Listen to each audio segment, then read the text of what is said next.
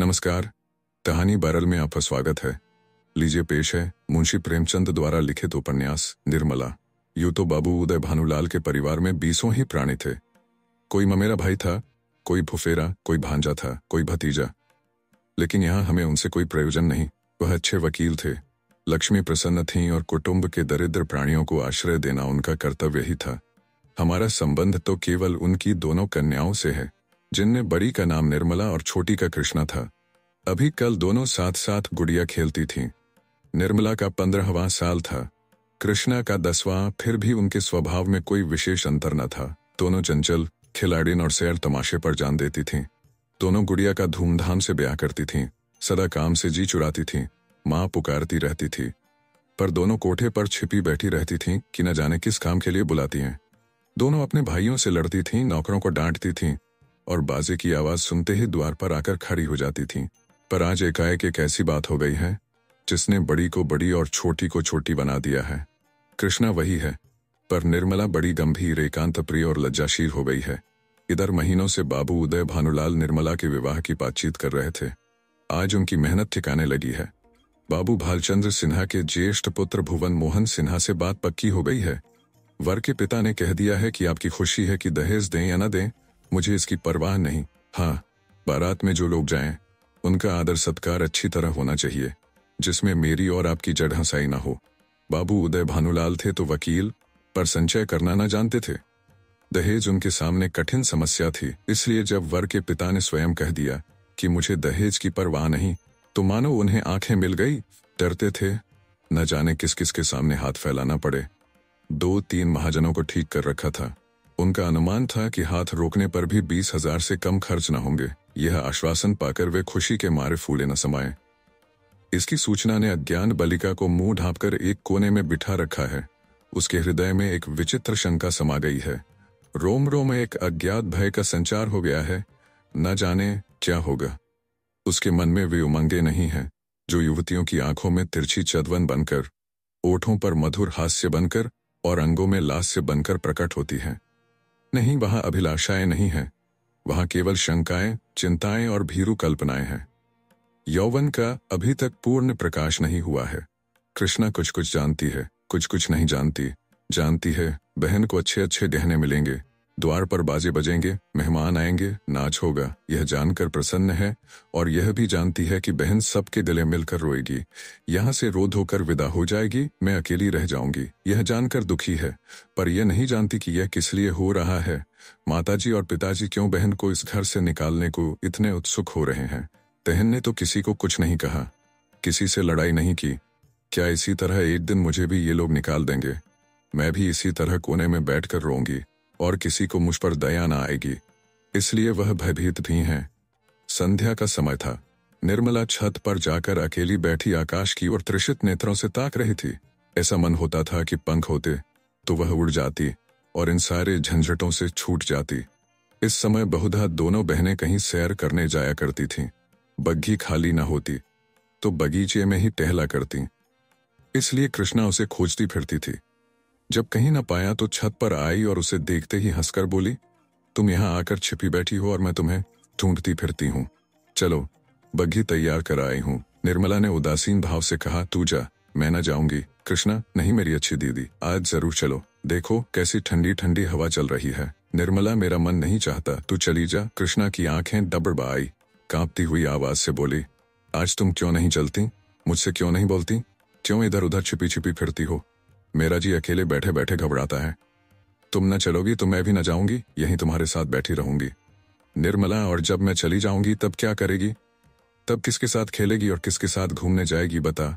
कृष्णा, मैं भी तुम्हारे साथ चलूंगी, अकेले मुझसे यहां ना रहा जाएगा। निर्मला मुस्कुराकर बोली, तुझे अम्मा न जाने देंगी। कृष्णा, तो मैं भी तुम्हें न जाने दूंगी। तुम अम्मा से कह क्यों नहीं देती कि मैं न जाऊंगी?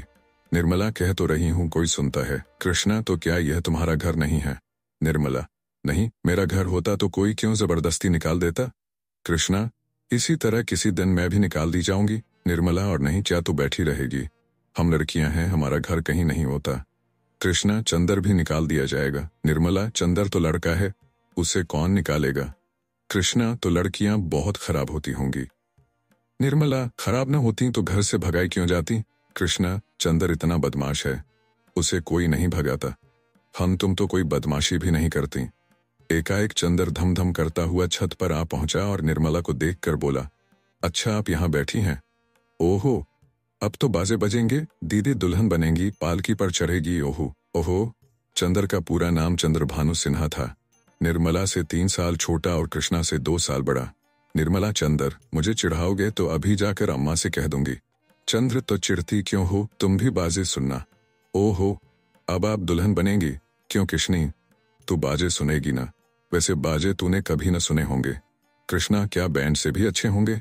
चंद्र, हाँ हाँ, बैंड से भी अच्छे, 1000 गुने अच्छे, लाख गुने अच्छे। तुम जानो क्या, एक बैंड सुन लिया तो समझने लगी कि उससे अच्छे बाजे नहीं होते।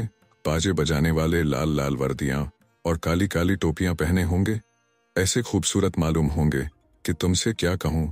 आतिशबाजियां भी होंगी, हवाइयां आसमान में उड़ जाएंगी और वहां तारों में लगेंगी तो लाल पीले हरे नीले तारे टूट टूट कर गिरेंगे। बड़ा मजा आएगा। तृष्णा, और क्या क्या होगा? चंदन, बता दे मेरे भैया। चंद्रभानु, मेरे साथ घूमने चल तो रास्ते में सारी बातें बता दूं। ऐसे ऐसे तमाशे होंगे कि देखकर तेरी आंखें खुल जाएंगी। हवा में उड़ती हुई परियां होंगी, सचमुच की परियां। कृष्णा, अच्छा चलो, लेकिन न बताओगे तो मारूंगी। चंद्रभानु और कृष्णा चले गए, पर निर्मला अकेली बैठी रह गई। कृष्णा के चले जाने से इस समय उसे बड़ा क्षोभ हुआ। कृष्णा, जिसे वह प्राणों से भी अधिक प्यार करती थी, आज इतनी निठुर हो गई। अकेली छोड़कर चली गई, बात कोई न थी, लेकिन दुखी हृदय, दुखती हुई आंख है जिसमें हवा से भी पीड़ा होती है। निर्मला बड़ी देर तक बैठी रोती रही। भाई बहन, माता पिता सभी इसी भांति मुझे भूल जाएंगे, सबकी आंखें फिर जाएंगी, फिर शायद इन्हें देखने को भी तरस जाऊं। बाग में फूल खिले हुए थे, मीठी मीठी सुगंध आ रही थी, चैत का शीतल मंद समीर चल रहा था, आकाश में तारे छिटके हुए थे। निर्मला इन्हीं शोकमय विचारों में पड़ी पड़ी सो गई और आंख लगते ही उसका मन स्वप्न देश में विचरने लगा। क्या देखती है कि सामने एक नदी लहरें मार रही है और वह नदी के किनारे नाव की बाट देख रही है। संध्या का समय है, अंधेरा किसी भयंकर जंतु की भांति बढ़ता चला आता है। वह घोर चिंता में पड़ी हुई है कि कैसे यह नदी पार होगी, कैसे पहुंचूंगी। रो रही है कि कहीं रात न हो जाए, नहीं तो मैं अकेली यहां कैसे रहूंगी। एकाएक उसे एक सुंदर नौका घाट की ओर आती दिखाई देती है। वह खुशी से उछल पड़ती है और ज्यों ही नाव घाट पर आती है, वह उस पर चढ़ने के लिए बढ़ती है, लेकिन ज्यों ही नाव के पटरे पर पैर रखना चाहती है, उसका मल्लाह बोल उठता है, तेरे लिए यहाँ जगह नहीं है। वह मल्लाह की खुशामद करती है, उसके पैरों पड़ती है, रोती है, लेकिन वह यह कह जाता है, तेरे लिए यहाँ जगह नहीं है। एक क्षण में नाव खुल जाती है। वह चिल्ला चिल्ला कर रोने लगती है। नदी के निर्जन तट पर रात भर कैसे रहेगी, यह सोच वह नदी में कूदकर उस नाव को पकड़ना चाहती है कि इतने में कहीं से आवाज आती है, ठहरो ठहरो, नदी गहरी है, डूब जाओगी। वह नाव तुम्हारे लिए नहीं है, मैं आता हूं, मेरी नाव में बैठ जाओ, मैं उस पार पहुंचा दूंगा। वह भयभीत होकर इधर उधर देखती है कि यह आवाज कहां से आई। देर के बाद एक छोटी सी डोंगी आती दिखाई देती है। उसमें न पाल है, न पतवार और न मस्तूल। पेंदा फटा हुआ है, तख्ते टूटे हुए, नाव में पानी भरा हुआ है और एक आदमी उसमें से पानी उरीच रहा है। वह उससे कहती है, ये तो टूटी हुई है, ये कैसे पार लगेगी? मल्लाह कहता है, तुम्हारे लिए यही भेजी गई है, आकर बैठ जाओ। वह एक क्षण सोचती है, इसमें बैठूं या ना बैठूं। अंत में वह निश्चय करती है, बैठ जाऊं। यहाँ अकेली पड़ी रहने से नाव में बैठ जाना फिर भी अच्छा है, किसी भयंकर जंतु के पेट में जाने से तो यही अच्छा है कि नदी में डूब जाऊं। कौन जाने नाव पार पहुंच ही जाए। यह सोचकर वह प्राणों को मुट्ठी में लिए हुए नाव पर बैठ जाती है। कुछ देर तक नाव डगमगाती हुई चलती है, लेकिन प्रतिक्षण उसमें पानी भरता जाता है। वह भी मल्लाह के साथ दोनों हाथों से पानी उरीचने लगती है, यहाँ तक कि उनके हाथ रह जाते हैं, पर पानी बढ़ता ही चला जाता है। आखिर नाव चक्कर खाने लगती है, मालूम होती है डूबी, अब डूबी। तब वह किसी अदृश्य सहारे के लिए दोनों हाथ फैलाती है। नाव नीचे जाती है और उसके पैर उखड़ जाते हैं। वह जोर से चिल्लाई और चिल्लाते ही उसकी आंखें खुल गई। देखा तो माता सामने खड़ी उसका कंधा पकड़कर हिला रही थी। बाबू उदय भानुलाल का मकान बाजार बना हुआ है। बरामदे में सुनार के हथौड़े और कमरे में दर्जी की सुइयां चल रही हैं। सामने नीम के नीचे बढ़ई चारपाइयां बना रहा है। खपरेल में हलवाई के लिए भट्ठा खोदा गया है। मेहमानों के लिए अलग एक मकान ठीक किया गया है। यह प्रबंध किया जा रहा है कि हर एक मेहमान के लिए एक एक चारपाई, एक एक कुर्सी और एक एक मेज हो। हर 3 मेहमानों के लिए एक एक कहार रखने की तजवीज़ हो रही है। अभी बारात आने में 1 महीने की देर है, लेकिन तैयारियां अभी से हो रही हैं। बारातियों का ऐसा सत्कार किया जाए कि किसी को जबान हिलाने का मौका न मिले। वे लोग भी याद करें कि किसी के यहाँ बारात में गए थे। पूरा मकान बर्तनों से भरा हुआ है। चाय के सेट हैं, नाश्ते की तश्तरियां, थाल, लोटे, गिलास। जो लोग नित्य खाट पर पड़े हुक्का पीते रहते थे, बड़ी तत्परता से काम में लगे हुए हैं। अपनी उपयोगिता सिद्ध करने का ऐसा अच्छा अवसर उन्हें फिर बहुत दिनों के बाद मिलेगा। जहां एक आदमी को जाना होता है, 5 दौड़ते हैं, काम कम होता है, हुल्लड़ अधिक। जरा जरा सी बात पर घंटों तर्क वितर्क होता है और अंत में वकील साहब को आकर निर्णय करना पड़ता है। एक कहता है ये भी खराब है, दूसरा कहता है इससे अच्छा बाजार में मिल जाए तो टांग की राह से निकल जाऊं, तीसरा कहता है इसमें तो हीक आती है, चौथा कहता है तुम्हारी नाक ही सड़ गई है, तुम क्या जानो घी किसे कहते हैं, जब से यहाँ आए हो घी मेले लगा है, नहीं तो घी के दर्शन भी ना होते थे। इस पर तकरार बढ़ जाती है और वकील साहब को झगड़ा चुकाना पड़ता है। रात के 9 बजे थे। उदय भानुलाल अंदर बैठे हुए खर्च का तखमीना लगा रहे थे। वह प्रायः रोज ही तखमीना लगाते थे, पर रोज ही उसमें कुछ न कुछ परिवर्तन और परिवर्धन करना पड़ता था। सामने कल्याणी भौहें सिकोड़े हुए खड़ी थी। बाबू साहब ने बड़ी देर के बाद सिर उठाया और बोले 10,000 से कम नहीं होता, बल्कि शायद और बढ़ जाए। कल्याणी 10 दिन में 5 से 10,000 हुए। 1 महीने में तो शायद 1 लाख नौबत आ जाए। उदय भानुलाल क्या करूं? जग हंसाई भी तो अच्छी नहीं लगती। कोई शिकायत हुई तो लोग कहेंगे नाम बड़े दर्शन छोटे। फिर जब वह मुझसे दहेज 1 पाई नहीं लेते तो मेरा भी कर्तव्य है कि मेहमानों के आदर सत्कार में कोई बात उठा न रखूं। कल्याणी, जब से ब्रह्मा ने सृष्टि रची तब से आज तक कभी बारातियों को कोई प्रसन्न नहीं रख सका। उन्हें दोष निकालने और निंदा करने का कोई न कोई अवसर मिल ही जाता है। जिसे अपने घर सूखी रोटियां भी मैसर नहीं, वह भी बारात में जाकर तानाशाह बन बैठता है। तेल खुशबूदार नहीं, साबुन टके शेर का जाने कहां से बटोर लाए। कहार बात नहीं सुनते, लालटेनें धुआं देती हैं, कुर्सियों में खटमल है, चारपाइयां ढीली हैं, जनवासे की जगह हवादार नहीं। ऐसी ऐसी हजारों शिकायतें होती रहती हैं। उन्हें आप कहां तक रोकिएगा? अगर यह मौका न मिला तो और कोई ऐप निकाल लिए जाएंगे। भाई, यह तेल तो रंडियों के लगाने लायक है, हमें तो सादा तेल चाहिए। जनाब ने यह साबुन नहीं भेजा है। अपनी अमीरी की शान दिखाई है, मानो हमने साबुन देखा ही नहीं। ये कहार नहीं यमदूत हैं, जब देखिए सिर पर सवार। लालटेनें ऐसी भेजी हैं कि आंखें चमकने लगती हैं। अगर 10-5 दिन इस रोशनी में बैठना पड़े तो आंखें फूट जाएं। जनवासा क्या है? अभागे का भाग्य है, जिस पर चारों तरफ से झोंके आते रहते हैं। मैं तो फिर यही कहूंगी कि बारातियों के नखरों का विचार ही छोड़ दो। उदय भानुलाल, तो आखिर तुम मुझे क्या करने को कहती हो? कल्याणी, कह तो रही हूं, पक्का इरादा कर लो कि मैं 5,000 से अधिक न खर्च करूंगा। घर में तो टका है नहीं, कर्ज ही का भरोसा ठहरा। तो इतना कर्ज क्यों लें कि जिंदगी में अदा न हो? आखिर मेरे और बच्चे भी तो हैं, उनके लिए भी तो कुछ चाहिए। उदय भानुलाल, तो आज मैं मरा जाता हूँ। कल्याणी, जीने मरने का हाल कोई नहीं जानता। उदय भानुलाल, तो तुम बैठी यही मनाया करती हो। कल्याणी, इसमें बिगड़ने की तो कोई बात नहीं। मरना एक दिन सभी को है, कोई यहाँ अमर होकर थोड़े ही आया है। आंखें बंद कर लेने से तो होने वाली बात न टलेगी। रोज आंखों देखती हूँ, बाप का देहांत हो जाता है, उसके बच्चे गली गली ठोकरें खाते फिरते हैं। आदमी ऐसा काम ही क्यों करे? उदय भानुलाल ने जलकर कहा। तो अब समझ लूं कि मेरे मरने के दिन निकट आ गए, यही तुम्हारी भविष्यवाणी है। सुहाग से स्त्रियों का जी ऊबते नहीं सुना था, आज यह नई बात मालूम हुई।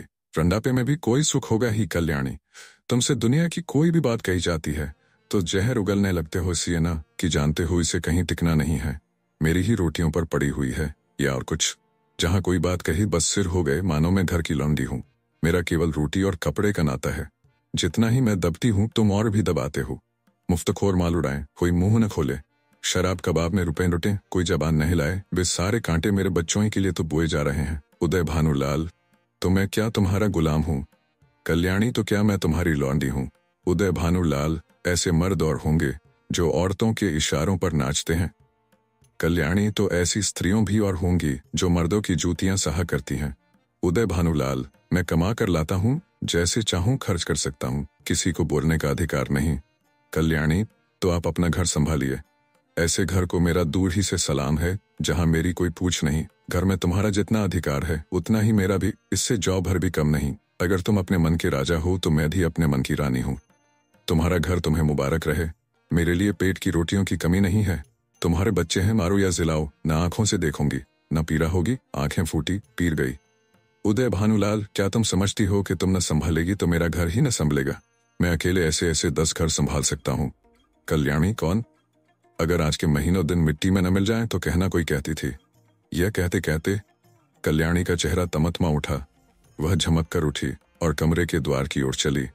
वकील साहब मुकदमे में तो खूब मीन मेख निकालते थे, लेकिन स्त्रियों के स्वभाव का उन्हें कुछ यूं ही सा ज्ञान था। यही एक ऐसी विद्या है जिसमें आदमी बूढ़ा होने पर भी कोरा रह जाता है। अगर वे अब भी नरम पड़ जाते और कल्याणी का हाथ पकड़कर बिठा लेते तो शायद वह रुक जाती, लेकिन आपसे यह तो हो न सका। उल्टे चलते चलते एक और चरका दिया। बोला, मैके का घमंड होगा? कल्याणी ने द्वार पर रुककर पति की ओर लाल लाल नेत्रों से देखा और बिफर कर बोली, मैके वाले मेरे तकदीर के साथ ही नहीं हैं, और ना मैं इतनी नीच हूं कि उनकी रोटियों पर जा पाई। उदय भानु, तब कहाँ जा रही हो? कल्याणी, तुम ये पूछने वाले कौन होते हो? ईश्वर की सृष्टि में असंख्य प्राणियों के लिए जगह है, क्या मेरे लिए जगह नहीं है? यह कहकर कल्याणी कमरे के बाहर निकल गई। आंगन में आकर उसने एक बार आकाश की ओर देखा, मानो तारागण को साक्षी दे रही है कि मैं इस घर में कितनी निर्दयता से निकाली जा रही हूँ। रात के 11 बज गए थे। घर में सन्नाटा छा गया था। दोनों बेटों की चारपाई उसी के कमरे में रहती थी। वह अपने कमरे में आई, देखा चंद्र भानु सोया है।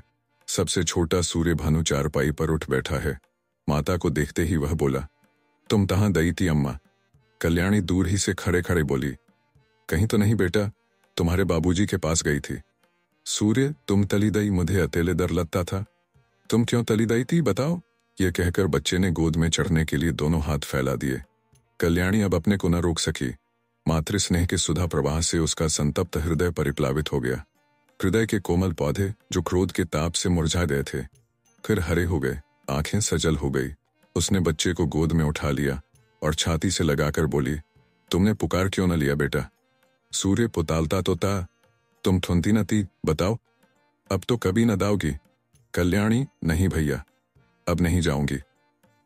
यह कहकर कल्याणी सूर्य भानु को लेकर चारपाई पर लेटी। मां के हृदय से लिपटते ही बालक निश्शंक होकर सो गया। कल्याणी के मन में संकल्प विकल्प होने लगे। पति की बातें याद आती तो मन होता घर को तिलांजलि देकर चली जाऊं, लेकिन बच्चों का मुंह देखती तो वात्सल्य से चित्त गदगद हो चाहता। बच्चों को किस पर छोड़कर जाऊं? मेरे इन लालों को कौन पालेगा? ये किसके होकर रहेंगे? कौन प्रातःकाल इन्हें दूध और हलवा खिलाएगा? कौन इनकी नींद सोएगा? इनकी नींद जागेगा? बेचारे कौड़ी के 3 हो जाएंगे। नहीं प्यारो, मैं तुम्हें छोड़कर नहीं जाऊंगी। तुम्हारे लिए सब कुछ सह लूंगी। निरादर, अपमान, जली कटी, खोटी खरी, घुड़की झिड़की, सब तुम्हारे लिए सहूंगी। कल्याणी तो बच्चे को लेकर लेटी, पर बाबू साहब को नींद न आई। उन्हें चोट करने वाली बातें बड़ी मुश्किल से भूलती थीं। उफ, यह मिजाज, मानो मैं ही इनकी स्त्री हूं। बात मुंह से निकालनी मुश्किल है। अब मैं इनका गुलाम होकर रहूं? घर में अकेली यह रहे और बाकी जितने अपने बेगाने हैं सब निकाल दिए जाएं। चला करती है, मनाती है कि यह किसी तरह मरे तो मैं अकेली आराम करूं। दिल की बात मुंह से निकल ही आती है, चाहे कोई कितना ही छिपाए। कई दिन से देख रहा हूं, ऐसी ही जली कटी सुनाया करती है। मैके का घमंड होगा, लेकिन वहां कोई भी न पूछेगा। अभी सब आप भगत करते हैं, जब जाकर सिर पड़ जाएंगी तो आटे दाल का भाव मालूम हो जाएगा। रोती हुई जाएगी, वाह रे घमंड, सोचती है मैं ही यह गृहस्थी चलाती हूँ। तभी 4 दिन को कहीं चला जाऊं तो मालूम हो जाएगा। सारी शेखी किरकिरी हो जाएगी। एक बार इसका घमंड तोड़ ही दूं, जरा वैधव्य का मजा भी चखा दूं। न जाने इनकी हिम्मत कैसे पड़ती है कि मुझे यूं कोसने लगते हैं। मालूम होता है प्रेम इसे छू नहीं गया, या समझती है यह घर से इतना चिमटा हुआ है कि इसे चाहे जितना कोतूं टलने का नाम न लेगा। यही बात है, पर यहाँ संसार से चिमटने वाले जीव नहीं है। जहन्नुम में जाए यह घर, जहाँ ऐसे प्राणियों से पाला पड़े। घर है या नरक? आदमी बाहर से थका मांदा आता है तो उसे घर में आराम मिलता है। यहाँ आराम के बदले कोसने सुनने पड़ते हैं। मेरी मृत्यु के लिए व्रत रखे जाते हैं। यह है 25 वर्ष के दाम्पत्य जीवन का अंत। बस चल ही ढूं, जब देख लूंगा इनका सारा घमंड धूल में मिल गया और मिजाज ठंडा हो गया तो लौट आऊंगा। 4-5 दिन काफी होंगे। लो, तुम भी याद करोगी, किसी से पाला पड़ा था। यही सोचते हुए बाबू साहब उठे, रेशमी चादर गले में डाली, कुछ रुपए लिए अपना कार्ड निकालकर दूसरे कुर्ते की जेब में रखा, छड़ी उठाई और चुपके से बाहर निकले। सब नौकर नींद में मस्त थे। कुत्ता आहट पाकर चौंक पड़ा और उनके साथ हो लिया, पर यह कौन जानता था कि यह सारी लीला विधि के हाथों रची जा रही है। जीवन रंगशाला का वह निर्दय सूत्रधार किसी अगम गुप्त स्थान पर बैठा हुआ अपनी जटिल क्रूर क्रीड़ा दिखा रहा है। यह कौन जानता था कि नकल असल होने जा रही है, अभिनय सत्य का रूप ग्रहण करने वाला है। निशा ने इंदु को परास्त करके अपना साम्राज्य स्थापित कर लिया था। उसकी पैशाचिक सेना ने प्रकृति पर आतंक जमा रखा था। सद्वृत्तियां मुंह छिपाए पड़ी थीं और कुवृत्तियां विजय गर्व से इठलाती फिरती थीं। वन में वन्य जंतु शिकार की खोज में विचार रहे थे और नगरों में नरपिशाच गलियों में मंडराते फिरते थे। बाबू उदय भानुलाल लपके हुए गंगा की ओर चले जा रहे थे। उन्होंने अपना कुर्ता घाट के किनारे रखकर 5 दिन के लिए मिर्जापुर चले जाने का निश्चय किया था। उनके कपड़े देखकर लोगों को डूब जाने का विश्वास हो जाएगा। कार्ड कुर्ते की जेब में था। पता लगाने में कोई दिक्कत न हो सकती थी। दम के दम में सारे शहर में खबर मशहूर हो जाएगी। 8 बजते बजते तो मेरे द्वार पर सारा शहर जमा हो जाएगा, तब देखूं देवी जी क्या करती हैं। यही सोचते हुए बाबू साहब गलियों में चले जा रहे थे। सहसा उन्हें अपने पीछे किसी दूसरे आदमी के आने की आहट मिली। समझे कोई होगा, आगे बढ़े, लेकिन जिस गली में वह मुड़ते उसी तरफ यह आदमी भी मुड़ता था। तब बाबू साहब को आशंका हुई कि यह आदमी मेरा पीछा कर रहा है। ऐसा आभास हुआ कि इसकी नीयत साफ नहीं है।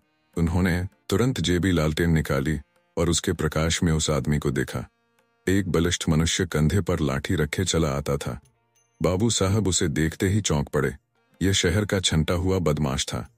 3 साल पहले उस पर डाके का अभियोग चला था। उदय भानु ने उस मुकदमे में सरकार की ओर से पैरवी की थी और इस बदमाश को 3 साल की सजा दिलाई थी। तभी से वह इनके खून का प्यासा हो रहा था। कल ही वह छूट कर आया था। आज देवात साहब अकेले रात को दिखाई दिए तो उसने सोचा यह इनसे दांव चुकाने का अच्छा मौका है। ऐसा मौका शायद ही फिर कभी मिले। तुरंत पीछे हो लिया और वार करने की घात ही में था कि बाबू साहब ने जेबी लालटेन जलाई। बदमाश जरा ठिठक कर बोला, क्यों बाबूजी, पहचानते हो? मैं हूं मती। बाबू साहब ने डपट कर कहा, तुम मेरे पीछे पीछे क्यों आ रहे हो मती? क्यों, किसी को रास्ता चलने की मनाही है? यह गली तुम्हारे बाप की है। बाबू साहब जवानी में कुश्ती लड़े थे, अब भी हृष्ट-पुष्ट आदमी थे, दिल के भी कच्चे न थे। छड़ी संभाल कर बोले, अभी शायद मन नहीं भरा, अब की 7 साल को जाओगे। मती, मैं 7 साल को जाऊंगे या 14 साल को, पर तुम्हें चिंता न छोगा। हाँ, अगर तुम मेरे पैरों पर गिरकर कसम खाओ कि अब किसी को सजा न कराऊंगा तो छोड़ दूं। बोलो, मंजूर है? उदय भानु, तेरी शामत तो नहीं आई? मती, शामत मेरी नहीं आई, तुम्हारी आई है। बोलो, खाते हो कसम एक? उदय भानु, तुम हटते हो कि मैं पुलिसमैन को बुलाऊं? मती, 2। उदय भानु, गरज कर हट जा बादशाह सामने से। मती, 3। मुंह से 3 शब्द निकालते ही बाबू साहब के सिर पर लाठी का ऐसा तुला हाथ पड़ा कि वह अचेत होकर जमीन पर गिर पड़े। मुंह से केवल इतना ही निकला है, मार डाला। मती ने समीप आकर देखा तो सिर फट गया था और खून की धार निकल रही थी।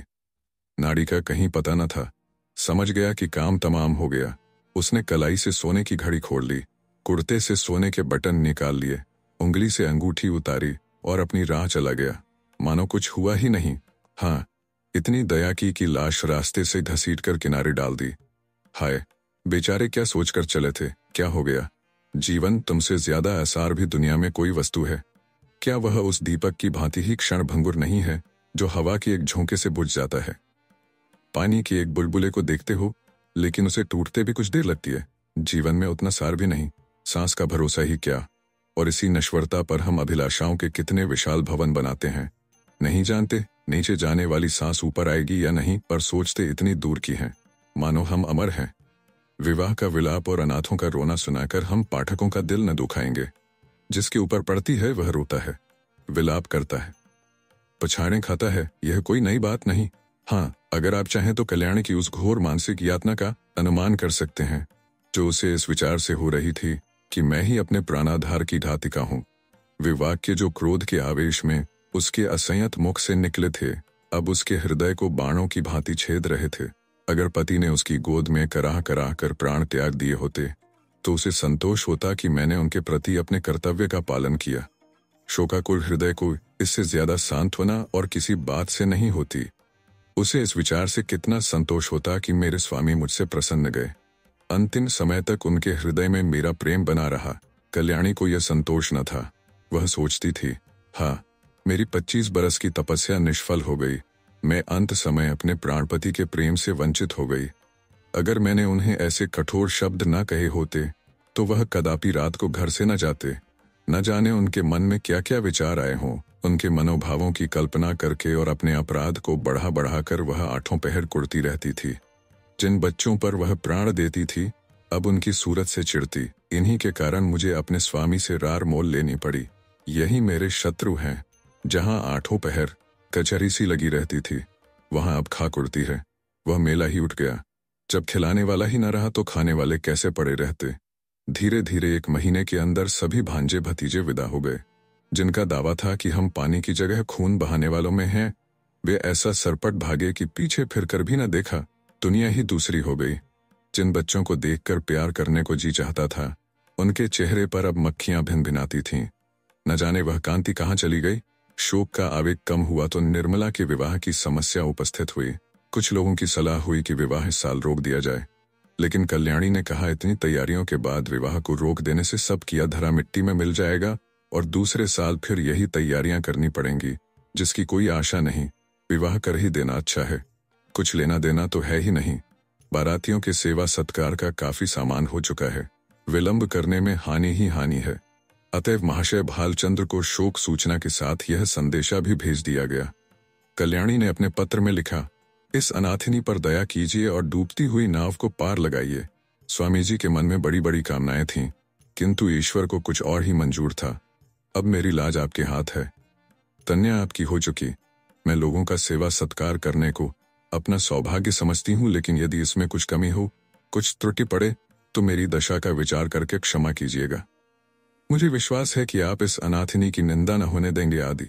कल्याणी ने यह पत्र डाक से न भेजा, बल्कि पुरोहित से कहा, आपको कष्ट तो होगा, पर आप स्वयं जाकर यह पत्र दीजिए और मेरी ओर से बहुत विनय के साथ कहिएगा कि जितने कम आदमी आए उतना ही अच्छा। यहाँ कोई प्रबंध करने वाला नहीं है।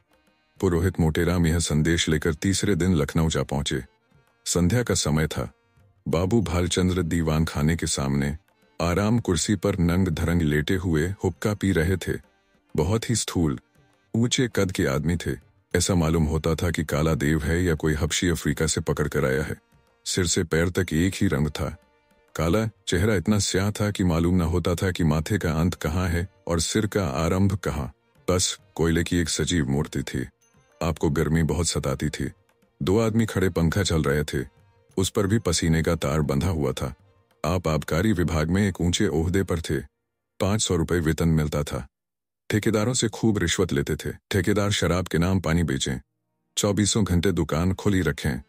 आपको केवल खुश रखना काफी था।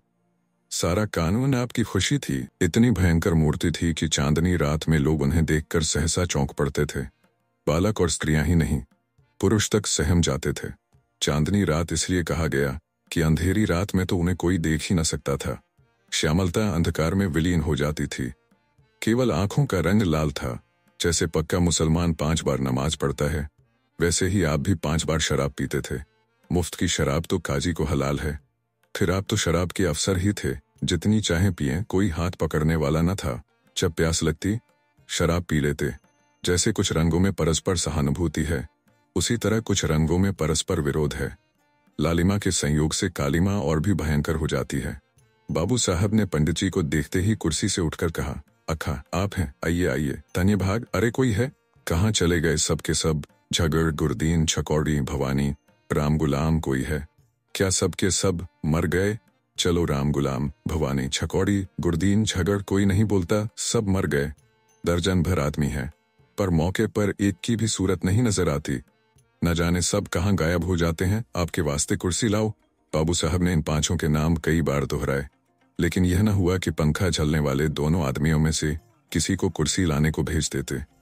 3-4 मिनट के बाद एक काना आदमी खांसता हुआ आकर बोला, सरकार, इतना की नौकरी हमार कीन न हुई। कहाँ तक उधार बाड़ी ले खाई मांगत मांगत थेथर हुए गए ना। भालचंद्र बको मत, जाकर कुर्सी लाओ। जब कोई काम करने को कहा गया तो रोने लगता है। कहिए पंडित जी, वहां सब कुशल है? मोटेराम, क्या कुशल कहूं बाबूजी, अब कुशल कहाँ? सारा घर मिट्टी में मिल गया। इतने में कहार ने एक टूटा हुआ चीड़ का संदूक लाकर रख दिया और बोला, कुर्सी मेज हमारे उठाए ना ही उठा थे। पंडित जी शर्माते हुए डरते डरते उस पर बैठे कि कहीं टूट न जाए, और कल्याणी का पत्र बाबू साहब के हाथ में रख दिया। भालचंद्र, अब और कैसे मिट्टी में मिलेगा? इससे बड़ी और कौन विपत्ति पड़ेगी? बाबू उदय भानुलाल से मेरी पुरानी दोस्ती थी, आदमी नहीं हीरा था। क्या दिल था, क्या हिम्मत थी, आंखें पोंछकर मेरा तो जैसे दाहिना हाथ ही कट गया। विश्वास मानिए, जब से ये खबर सुनी है आंखों में अंधेरा सा छा गया है। खाने बैठता हूँ तो कौर मुंह में नहीं जाता। उनकी सूरत आंखों के सामने खड़ी रहती है। मुंह जूठा करके उठ जाता हूँ। किसी काम में दिल नहीं लगता। भाई के मरने का रंज भी इससे कम ही होता है। आदमी नहीं, हीरा था। मोटेराम सरकार, नगर में अब ऐसा कोई रईस नहीं रहा। भालचंद्र, मैं खूब जानता हूँ पंडित जी, आप मुझसे क्या कहते हैं। ऐसा आदमी 1-2 लाख में एक होता है।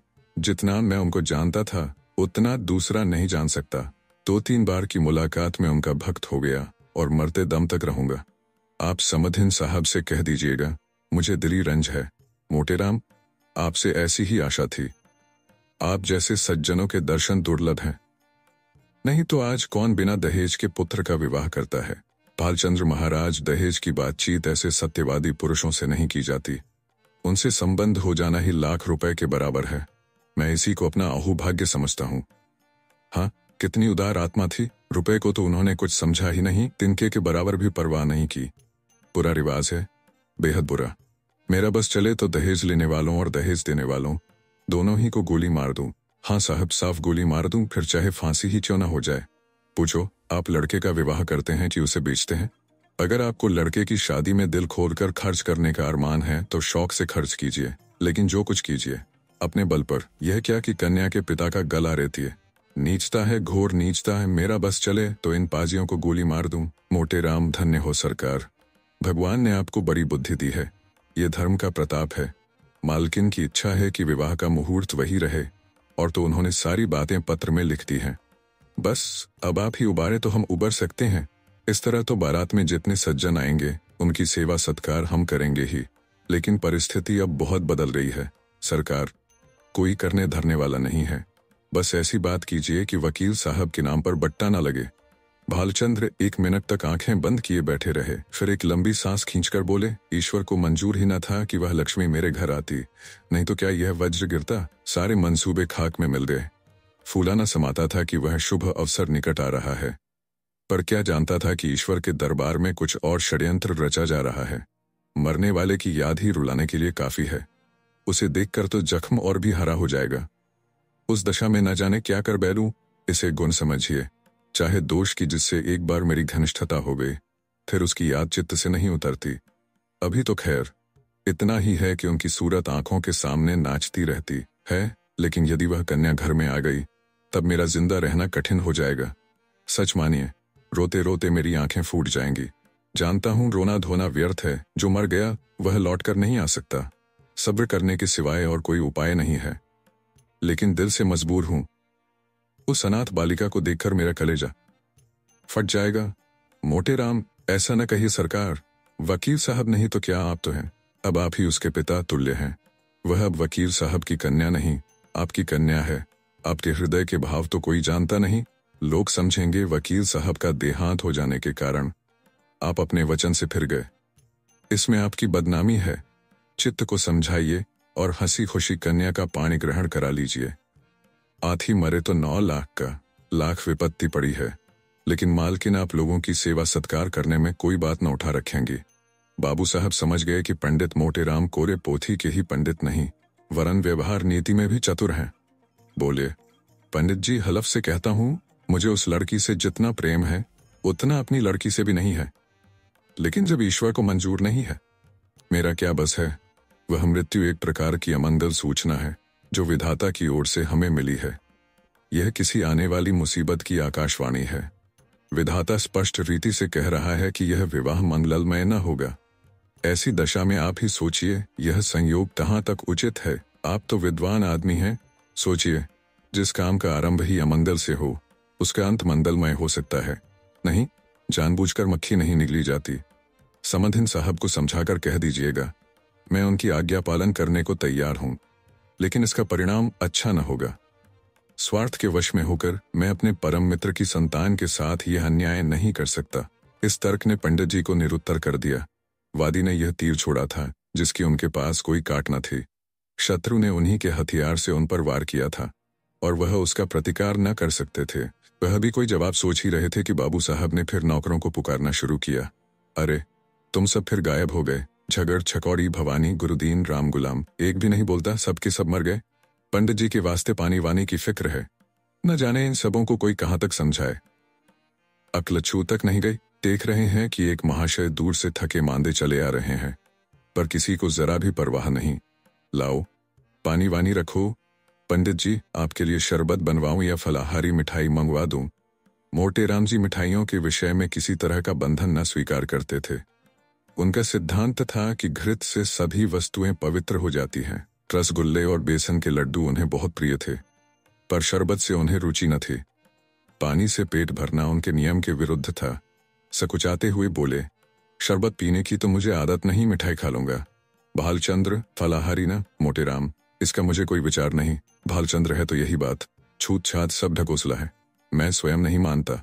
अरे, अभी तक कोई नहीं आया? छकौड़ी, भवानी, गुरुदीन, राम गुलाम, कोई तो बोले। अब की भी वही बूढ़ा कहार खांसता हुआ आकर खड़ा हो गया और बोला, सरकार, मोर तलब दे दी जाए, ऐसी नौकरी मुझसे ना हुई। कहाँ लो दौरी, दौरत दौरत दौरत गोड़ पिराए लागत है। भालचंद्र, काम कुछ करो या न करो, पर तलब पहले चाहिए। दिन भर पड़े पड़े खांसा करो, तलब तो तुम्हारी चढ़ रही है। जाकर बाजार से एक आने की ताजी मिठाई ला, दौड़ता हुआ जा। कहार को यह हुक्म देकर बाबू साहब घर में गए और स्त्री से बोले, वहां से एक पंडित जी आए हैं, ये खत लाए हैं, जरा पढ़ो तो। पत्नी जी का नाम रंगीली बाई था। गोरे रंग की प्रसन्न मुख महिला थीं। रूप और यौवन उनसे विदा हो रहे थे, पर किसी प्रेमी मित्र की भांति मचल मचल कर 30 साल तक जिसके गले से लगे रहे, उसे छोड़ते न बनता था। रंगीली बाई बैठी पान लगा रही थीं। बोली, कह दिया ना कि हमें वहां ब्याह करना मंजूर नहीं। भालचंद्र हाँ कह तो दिया, पर मारे संकोच के मुंह से शब्द ना निकलता था। झूठ मूठ का हीला करना पड़ता। रंगीली, साफ बात करने में संकोच क्या? हमारी इच्छा है, नहीं करते। किसी का कुछ लिया तो नहीं है। जब दूसरी जगह 10,000 नगद मिल रहे हैं तो वहां क्यों न करूं? उनकी लड़की कोई सोने की थोड़े ही है। वकील साहब जीते होते तो शर्माते शर्माते 15-20 हजार दे मरते। अब वहां क्या रखा है? भालचंद्र, एक दफा जबान देकर मुकर जाना अच्छी बात नहीं। कोई मुख से कुछ न कहे, पर बदनामी हुए बिना नहीं रहती। मगर तुम्हारी जिद से मजबूर हूं। रंगीली बाई ने पान खाकर खत खोला और पढ़ने लगी। हिंदी का अभ्यास बाबू साहब को तो बिल्कुल न था, और यद्यपि रंगीली बाई भी शायद ही कभी किताब पढ़ती हों, पर खतवत पढ़ लेती थीं। पहली ही पांति पढ़कर उनकी आंखें सजल हो गई और पत्र समाप्त किया तो उनकी आंखों से आंसू बह रहे थे। एक एक शब्द करुणा के रस में डूबा हुआ था। एक एक अक्षर से दीनता टपक रही थी। रंगीली बाई की कठोरता पत्थर की नहीं, लाख की थी, जो एक ही आंच से पिघल जाती है। कल्याणी के करुणोत्पादक शब्दों ने उनके स्वार्थ मंडित हृदय को पिघला दिया। रुंधे हुए कंठ से बोली, अभी ब्राह्मण बैठा है ना? भालचंद्र पत्नी के आंसुओं को देख देख कर सूखे जाते थे। अपने ऊपर झल्ला रहे थे कि नाहक मैंने यह खत इसे दिखाया। इसकी जरूरत क्या थी? इतनी बड़ी भूल उनसे कभी न हुई थी। संदिग्ध भाव से बोले, शायद बैठा हो, मैंने तो जाने को कह दिया था। रंगीली ने खिड़की से झांक कर देखा। पंडित मोटे राम जी बगुले की तरह ध्यान लगाए बाजार के रास्ते की ओर ताक रहे थे। लालसा में व्यग्र होकर कभी यह पहलू बदलते, कभी वह पहलू। एक आने की मिठाई ने तो आशा की कमर ही तोड़ दी थी। उसमें भी यह विलंब दारुण दशा थी। उन्हें बैठे देखकर रंगीली बाई बोली, है, अभी है, जाकर कह दो हम विवाह करेंगे। जरूर करेंगे, बेचारी बड़ी मुसीबत में है। भालचंद्र, तुम कभी कभी बच्चों की सी बातें करने लगती हो। अभी उससे कह आया हूं कि मुझे विवाह करना मंजूर नहीं। एक लंबी चौड़ी भूमिका बांधनी पड़ी। अब जाकर यह संदेश कहूंगा तो वह अपने दिल में क्या कहेगा? जरा सोचो तो, यह शादी विवाह का मामला है, लड़कों का खेल नहीं कि अभी एक बात तय की, अभी पलट गए। भले आदमी की बात न हुई, दिल लगी हुई। रंगीली, अच्छा, तुम अपने मुंह से न कहो, उस ब्राह्मण को मेरे पास भेज दो। मैं इस तरह समझा दूंगी कि तुम्हारी बात भी रह जाए और मेरी भी। इसमें तो तुम्हें कोई आपत्ति नहीं है। भालचंद्र, तुम अपने सिवाय सारी दुनिया को नादान समझती हो। तुम कहो या मैं कहूं, बात एक ही है। जो बात तय हो गई वह हो गई। अब मैं उसे फिर नहीं उठाना चाहता। तुम ही तो बार बार कहती थी कि मैं वहां न करूंगी। तुम्हारे ही कारण मुझे अपनी बात खोनी पड़ी। अब तुम फिर रंग बदलती हो। ये तो मेरी छाती पर मूंग दलना है। आखिर तुम्हें कुछ तो मेरे मान अपमान का विचार करना चाहिए। रंगीली, तो मुझे क्या मालूम था कि विधवा की दशा इतनी हीन हो गई है। तुम्ही ने तो कहा था कि उसने पति की सारी संपत्ति छिपा रखी है और अपनी गरीबी का ढोंग रचकर काम निकालना चाहती है। एक ही छंटी हुई औरत है। तुमने जो कहा वह मैंने मान लिया। भलाई करके बुराई करने में तो लज्जा और संकोच है। बुराई करके भलाई करने में कोई संकोच नहीं। अगर तुम हाँ कराए होते और मैं नहीं करने को कहती तो तुम्हारा संकोच उचित था। नहीं करने के बाद हाँ करने में तो अपना बड़प्पन है। भालचंद्र, तुम्हें बड़प्पन मालूम होता हो, मुझे तो लुच्चापन ही मालूम होता है। फिर तुमने यह कैसे मान लिया कि मैंने वकीलाइन के विषय में जो बात कही थी वह झूठी थी? वह पत्र देखकर तुम जैसी खुद सरल हो वैसे ही दूसरे को भी सरल समझती हो। रंगीली, इस पत्र में बनावट नहीं मालूम होती। बनावट की बात दिल में चुभती नहीं, उसमें बनावट की गंध अवश्य रहती है। भालचंद्र, बनावट की गंध, बनावट की बात तो ऐसी चुभती है कि सच्ची बात उसके सामने बिल्कुल फीकी मालूम होती है। यह किस्से कहानियां लिखने वाले जिनकी किताबें पढ़ पढ़कर तुम घंटों रोती हो, क्या सच्ची बातें लिखते हैं? सरासर झूठ का तुमार बांधते हैं। यह भी एक कला है। रंगीली, क्यों जी तुम मुझसे भी उड़ते हो, दाई से पेट छिपाते हो।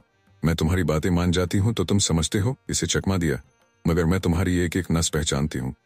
तुम अपना ऐब मेरे सिर मरकर खुद बेदाग बचना चाहते हो। बोलो, कुछ झूठ कहती हूँ। जब वकील साहब जीते थे, जो तुमने सोचा था कि ठहराव की जरूरत ही क्या है, वे खुद ही जितना उचित समझेंगे देंगे, बल्कि बिना ठहराव के और भी ज्यादा मिलने की आशा होगी। अब जो वकील साहब का देहांत हो गया तो तरह तरह के हीले हवाले करने लगे। यह भलमनसी नहीं, छोटापन है। इसका इल्जाम भी तुम्हारे सिर है। मैं अब शादी ब्याह के नगीच न जाऊंगी। तुम्हारी जैसी इच्छा हो करो, ढूंढिए। आदमियों से मुझे चिढ़ है।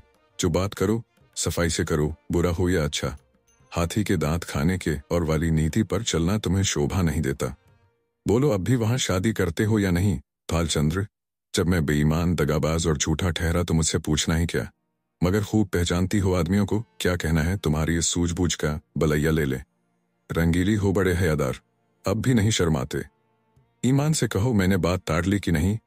भालचंद्र, अजीजाओ, वह दूसरी औरतें होती हैं जो मर्दों को पहचानती हैं। अब तक मैं यही समझता था कि औरतों की दृष्टि बड़ी सूक्ष्म होती है, पर आज यह विश्वास उठ गया और महात्माओं ने औरतों के विषय में जो तत्व की बातें कही हैं उनको मानना पड़ा। रंगीली, जरा आईने में अपनी सूरत तो देख आओ। तुम्हें मेरी कसम है, जरा देख लो कितना झेंपे हुए हो। भालचंद्र, सच कहना, कितना झेंपा हुआ हूं? रंगीली, इतना ही जितना कोई भला मानस चोर खुल जाने पर झेंपता है।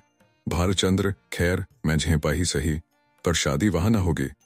रंगीली, मेरी बला से जहां चाहो करो। क्यों, भुवन से एक बार क्यों नहीं पूछ लेते? भालचंद्र, अच्छी बात है, उसी पर फैसला रहा। रंगीली, जरा भी इशारा न करना। भालचंद्र, अजी, मैं उसकी तरफ ताकूंगा भी नहीं। संयोग से वक्त भुवन मोहन भी आ पहुंचा। ऐसे सुंदर, सुडौल, बलिष्ठ युवक कॉलेजों में बहुत कम देखने में आते हैं। बिल्कुल माँ को पड़ा था, वही गोरा चिट्टा रंग, वही पतले पतले गुलाब की पत्ती के से ओठ, वही चौड़ा माथा, वही बड़ी बड़ी आंखें। डीर डॉल बाप का सा था। ऊंचा coat, breeches, tie, boot, hat उस पर खूब फब रहे थे। हाथ में एक हाकी स्टिक थी। चाल में जवानी का गरूर था, आंखों में आत्मगौरव। रंगीली ने कहा, आज बड़ी देर लगाई तुमने। ये देखो, तुम्हारी ससुराल से यह खत आया है। तुम्हारी सास ने लिखा है। साफ साफ बतला दो, अभी सबेरा है। तुम्हें वहां शादी करना मंजूर है या नहीं? भुवन मोहन, शादी करनी तो चाहिए अम्मा, पर मैं करूंगा नहीं। रंगीली, क्यों? भुवन मोहन, कहीं ऐसी जगह शादी करवाइए कि खूब रुपए मिले, और न सही 1 लाख का तो डॉल हो। वहां अब क्या रखा है? वकील साहब रहे ही नहीं, बुढ़िया के पास अब क्या होगा? रंगीली, तुम्हें ऐसी बातें मुंह से निकालते शर्म नहीं आती? भुवन मोहन, इसमें शर्म की कौन सी बात है? रुपए किसे काटते हैं? लाख रुपए तो लाख जन्म में भी ना जमा कर पाऊंगा। इस साल पास भी हो गया तो कम से कम 5 साल तक रुपए से सूरत नजर न आएगी। फिर 100-200 रुपए महीने कमाने लगूंगा। 5-6 तक पहुंचते पहुंचते उम्र के 3 भाग बीत जाएंगे। रुपए जमा करने की नौबत ही ना आएगी। दुनिया का कुछ मजा ना उठा सकूंगा। किसी धनी की लड़की से शादी हो जाती तो चैन से कटती। मैं ज्यादा नहीं चाहता, बस 1 लाख हो या फिर कोई ऐसी जायदाद वाली बेवा मिले जिसके एक ही लड़की हो। रंगीली, चाहे औरत कैसी ही मिले, भुवन मोहन धन सारे ऐबों को छिपा देगा, मुझे वह गालियां भी सुनाए तो भी यूं न करूं। दुधारू गाय की लात किसे बुरी मालूम होती है। बाबू साहब ने प्रशंसा सूचक भाव से कहा, हमें उन लोगों के साथ सहानुभूति है और दुख है कि ईश्वर ने उन्हें विपत्ति में डाला, लेकिन बुद्धि से काम लेकर ही कोई निश्चय करना चाहिए। हम कितने ही फटे हालों जाएं, फिर भी अच्छी खासी बारात हो जाएगी। वहां भोजन का भी ठिकाना नहीं, सिवाय इसके कि लोग हंसें और कोई नतीजा न निकलेगा। रंगीली, तुम बाप पूत दोनों एक ही थैली के चट्टे बट्टे हो, दोनों उस गरीब लड़की के गले पर छुरी फेरना चाहते हो। भुवन मोहन जो गरीब है उसे गरीबों ही के यहाँ संबंध करना चाहिए, अपनी हैसियत से बढ़कर। रंगीली चुप भी रहे, आया है वहां से हैसियत लेकर। तुम कहाँ के धन्ना सेठ हो, कोई आदमी द्वार पर आ जाए तो एक लोटे पानी को तरस जाए, बड़े हैसियत वाले बने हो। यह कहकर रंगीली वहां से उठकर रसोई का प्रबंध करने चली गई। भुवन मोहन मुस्कुराता हुआ अपने कमरे में चला गया और बाबू साहब मूंछों पर ताव देते हुए बाहर आए कि मोटे राम को अंतिम निश्चय सुना दें, पर उनका कहीं पता न था। मोटे राम जी कुछ देर तक तो कहार की राह देखते रहे। जब उसके आने में बहुत देर हुई तो उनसे बैठा न गया। सोचा यहाँ बैठे बैठे काम न चलेगा, कुछ उद्योग करना चाहिए। भाग्य के भरोसे यहाँ अड़ी किए बैठे रहे तो भूखों मर जाएंगे। यहाँ तुम्हारी दाल नहीं गलने की। चुपके से लकड़ी उठाई और जिधर वह कहार गया था उसी तरफ चले। बाजार थोड़ी ही दूर पर था। एक क्षण में जा पहुंचे, देखा तो बुढ़ा एक हलवाई की दुकान पर बैठा चिलम पी रहा था।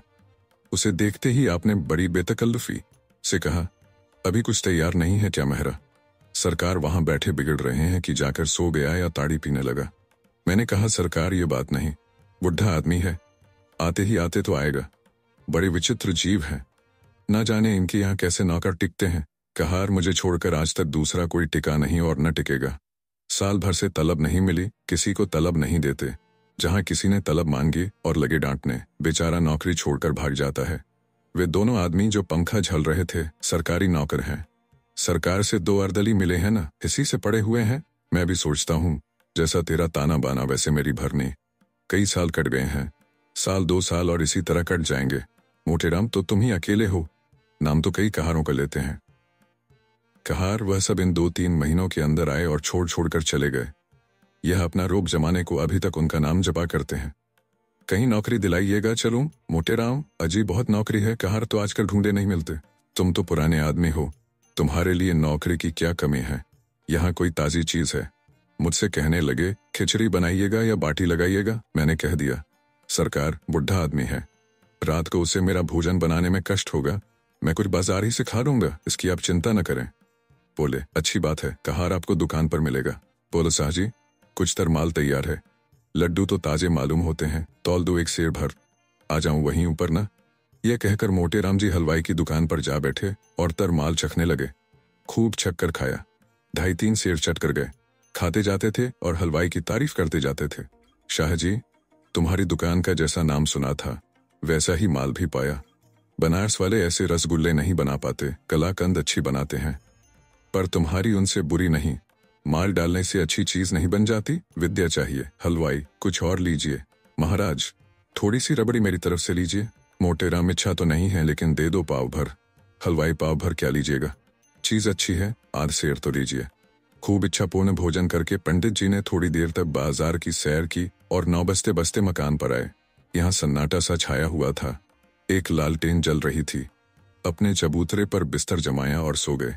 सवेरे अपने नियमानुसार कोई 8 बजे उठे तो देखा कि बाबू साहब टहल रहे हैं। इन्हें जगह देखकर वह पालागन कर बोले, महाराज आज रात कहाँ चले गए? मैं बड़ी रात तक आपकी राह देखता रहा। भोजन का सब सामान बड़ी देर तक रखा रहा, जब आप न आए तो रखवा दिया गया।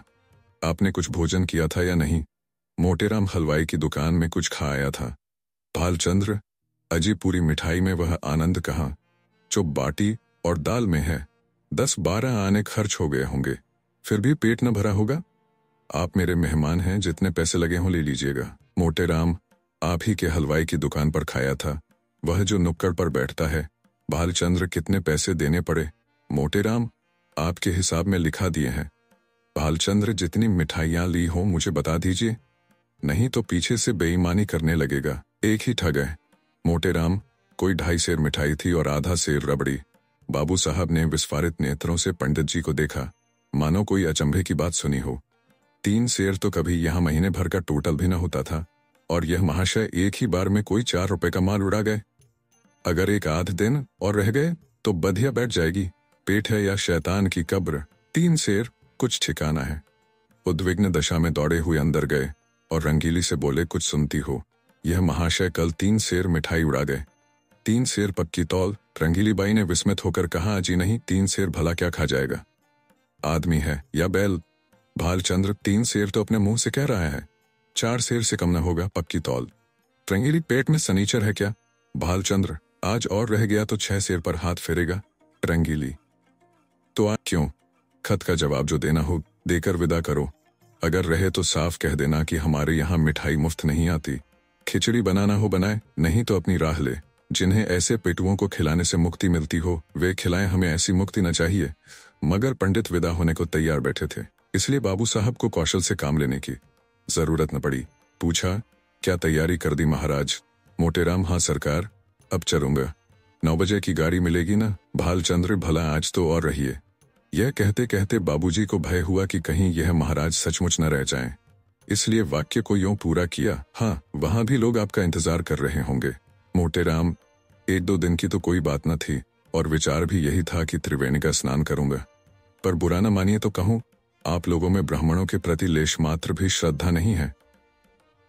हमारे जजमान हैं जो हमारा मुंह जोहते रहते हैं कि पंडित जी कोई आज्ञा दें तो उसका पालन करें।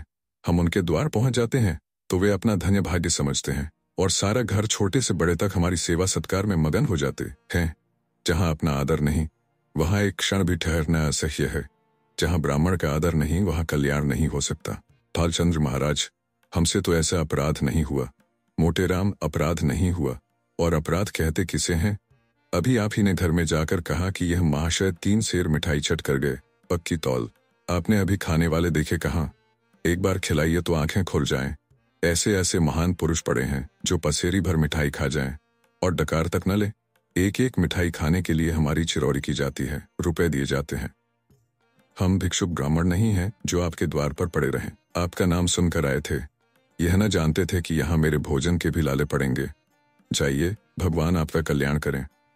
बाबू साहब ऐसा झेंपे कि मुंह से बात न निकली। जिंदगी भर में उन पर कभी ऐसी फटकार न पड़ी थी। बहुत बातें बनाई, आपकी चर्चा न थी, एक दूसरे ही महाशय की बात थी, लेकिन पंडित जी का क्रोध शांत न हुआ। वह सब कुछ सह सकते थे, पर अपने पेट की निंदा न सह सकते थे।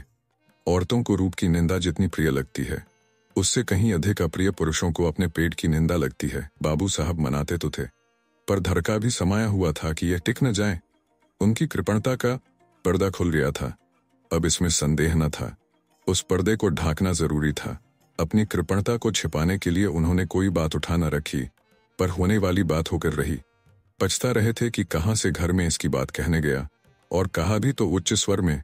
यह दुष्ट भी कान लगाए सुनता रहा, किंतु अब पछताने से क्या हो सकता था। न जाने किस मनहूस की सूरत देखी थी। यह विपत्ति गले पड़ी। अगर इस वक्त यहां से रुष्ट होकर चला गया तो वहां जाकर बदनाम करेगा और मेरा सारा कौशल खुल जाएगा। अब तो इसका मुंह बंद कर देना ही पड़ेगा।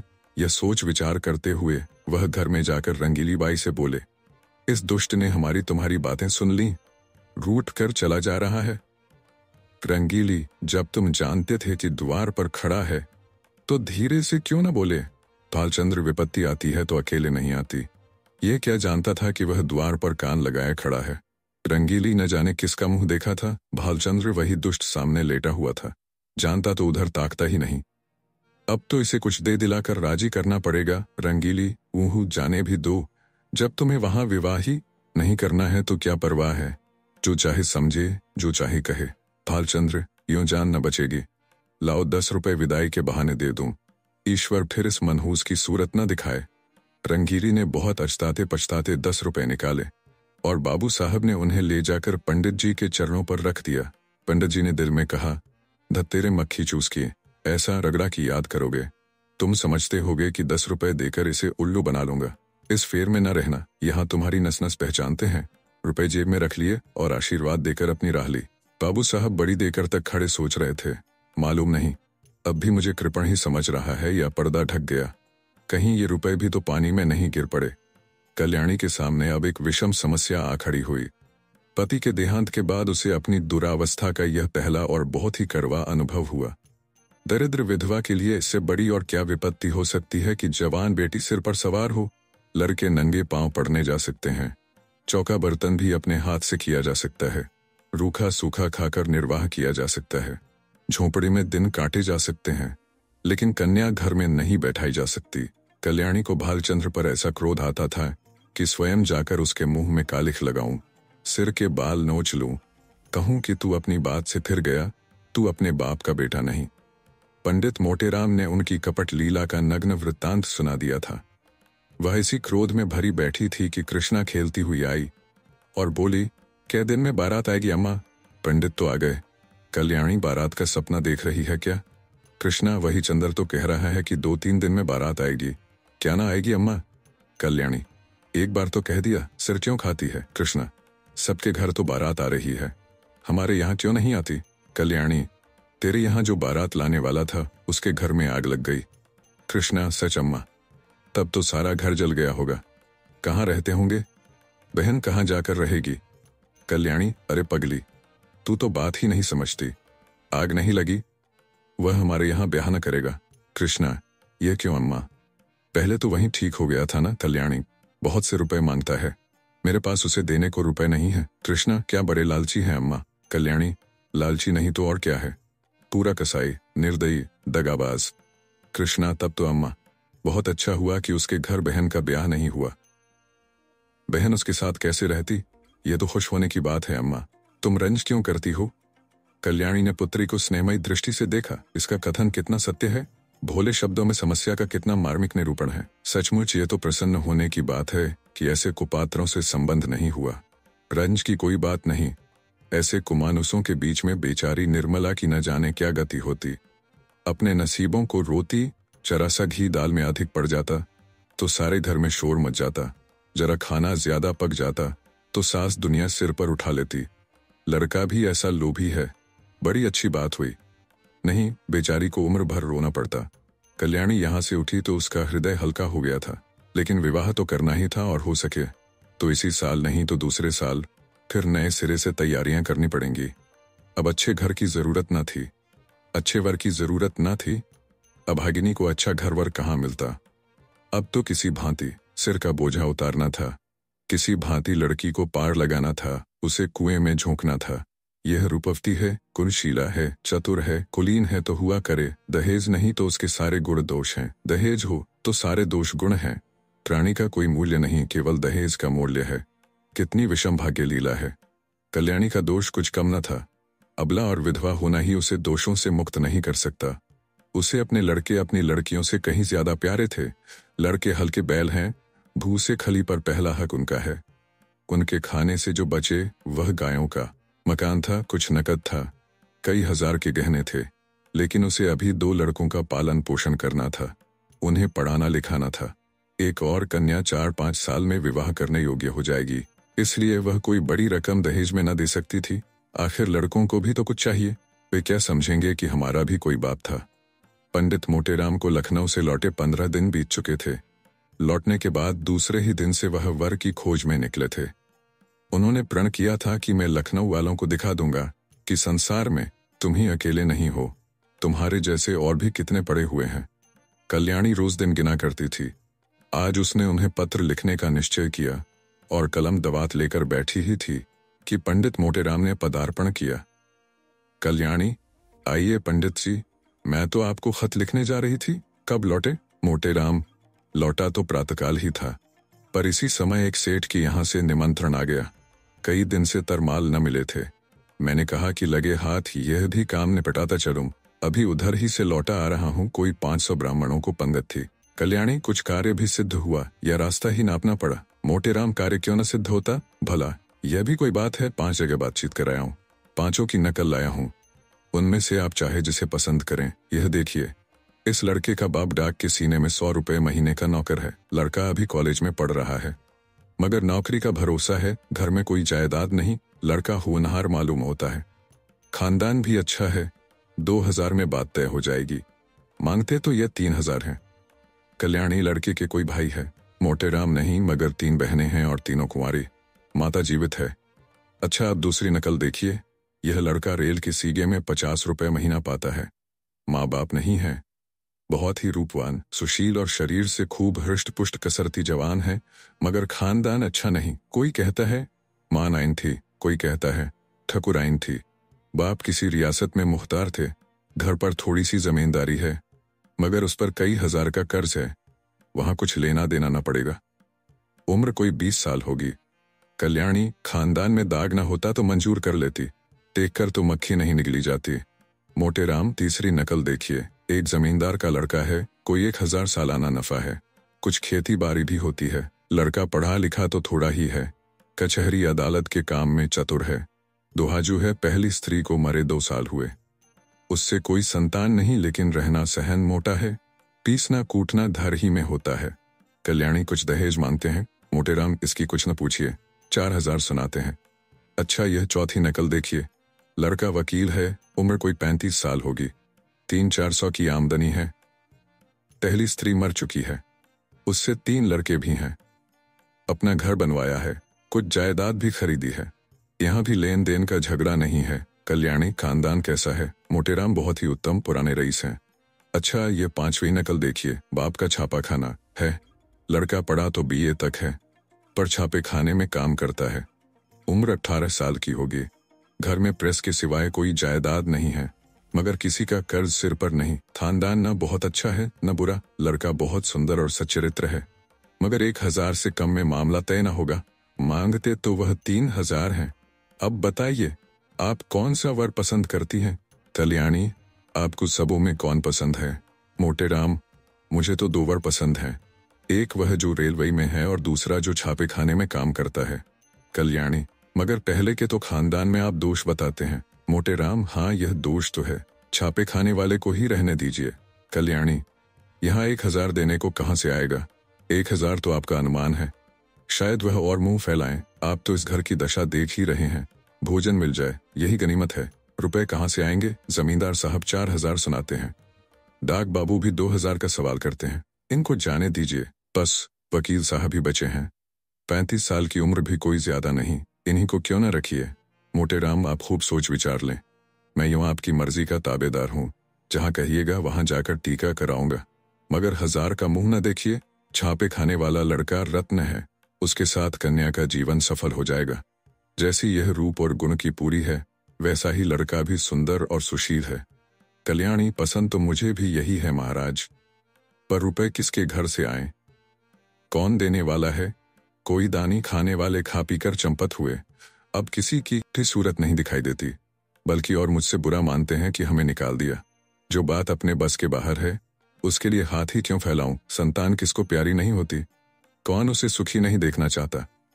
पर जब अपना काबू भी हो, आप ईश्वर का नाम लेकर वकील साहब को टीका कराइए। आयु कुछ अधिक है, लेकिन मरना जीना विधि के हाथ है। 35 साल का आदमी बुढ़ा नहीं कहलाता। अगर लड़की के भाग्य में सुख भोगना बदा है, तो जहां जाएगी सुखी रहेगी। दुख भोगना है, तो जहां जाएगी दुख झेलेगी। हमारी निर्मला को बच्चों से प्रेम है, उनके बच्चों को अपना समझेगी। आप शुभ मुहूर्त देखकर टीका कराएं। निर्मला का विवाह हो गया, ससुराल आ गई। वकील साहब का नाम था मुंशी तोताराम। सांवले रंग के मोटे ताजे आदमी थे। उम्र तो अभी 40 से अधिक न थी, पर वकालत के कठिन परिश्रम ने सिर के बाल पका दिए थे।